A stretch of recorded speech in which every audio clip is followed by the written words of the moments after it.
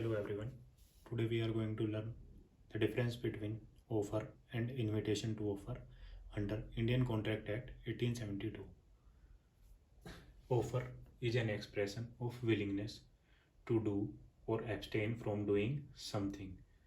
Offer किसी दूसरे person की हम एक्सेप्टेंस मांग रहे हैं उससे, जो हमने उसको एक ऑफर मेड किया है या उसको दिया है. ठीक है, जैसे कि ए बी को कहता है कि that I want to buy your car for ₹50,000 और बी अपनी एक्सेप्टेंस देता है कि okay I am ready to sell my car to you for ₹50,000. तो जो ऑफर है उसमें जो ए है बी से उसकी एक्सेप्टेंस मांग रहा है, विलिंगनेस मांग रहा है. Invitation to offer is just an invitation to other person. Invitation जो ऑफर है उसमें जो सिर्फ एक इनविटेशन दी जा रही है किसी दूसरे पर्सन को कि वो उसको आके एक ऑफर दे, to make an offer. Second point हमारा ऑफर में, it is a final willingness to enter into a contractual relationship. ये हमारी फाइनल विलिंगनेस है कि एक किसी कॉन्ट्रैक्चुअल ओब्लिगेशन में हम इंडल्ज हो जाएंगे. अगर बी ए का ऑफर एक्सेप्ट कर लेगा तो एक कॉन्ट्रैक्चुअल ओब्लिगेशन बन जाएगी ए एंड बी के बीच में. ठीक है. Invitation to offer, it is not a signification of final willingness. ये फाइनल विलिंगनेस नहीं होगी. Offer can be either a general offer और स्पेसिफिक ऑफर्स. ऑफर जो है वो जनरल ऑफर भी हो सकता है और स्पेसिफिक भी. जनरल ऑफर का मतलब है कि टू ऑफर है पब्लिक एंड लार्ज. एक लार्ज पब्लिक को ऑफर दे रहे हैं to offer at a public at large. और स्पेसिफिक ऑफर है that offer to a specific person. Invitation to offer can only be a general offer. जो invitation to offer है वो सिर्फ जनरल ऑफर होगा. Reciprocal of offer is acceptance and it result into contract.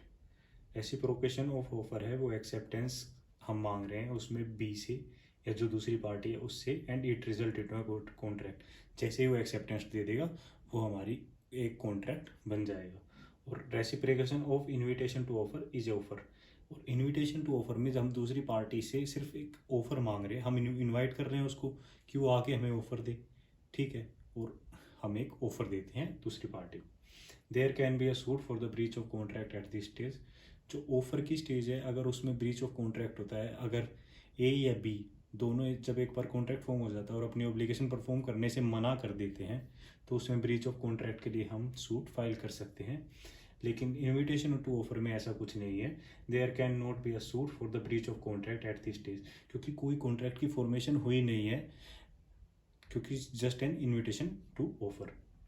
इसमें दो हमारे बहुत इंपॉर्टेंट केस हैं. एक है pharmaceutical society of great Britain versus boot cash chemical limited. में हुआ क्या था, जो एक आदमी है वो एक स्टोर पर जाता है, उसमें स्टोर में एक जैसी मेडिसिन रखी रहती हैं, बाहर शोकेस में एक मेडिसिन रखी थी. तो एज़ पर देयर कंट्री, उस कंट्री में एक ये लॉ था कि कोई भी मेडिसिन होगी जो भी जिसमें पॉइजन लाइक सब्सटेंस होगा उसको बिना मेडिकल सुपरवाइज़र के उसको आप सेल नहीं कर सकते. तो at the time of that, जब वो आदमी परचेस करने के लिए जाता है उस टाइम पर स्टोर पर मेडिकल सुपरवाइज़र अवेलेबल नहीं था, जिसके कारण वो उस दवाई को परचेस नहीं कर पाया. तो फिर उसने एक सूट फाइल कर दिया. तो वहाँ पे कोर्ट ने बोला कि court held that there is no violation of law, it was just an invitation to offer. ये कोई लॉ का वायलेशन नहीं है, ये सिर्फ just an invitation to offer है. दूसरा केस था हार्वे वर्सेस फैसी. इस केस को हम बम्पर होल पेन नाम के केस से भी जानते हैं. इसमें हुआ ये था, प्लेंटिफ ने डिफेंडेंट को टेलीग्राम लिखा कि will you sell the bumper hall pen. Bumper hall pen is a part, एक लैंड है, लैंड के पार्ट को या किसी एक स्पेसिफिक लैंड को एक नाम दिया गया बम्पर होल पेन. डिफेंडेंट ने रिप्लाई किया to plaintiff that the lowest price is 900 pounds, कि जो लैंड का जो लोएस्ट प्राइस होगा वो 900 पाउंड्स होगा. ठीक है.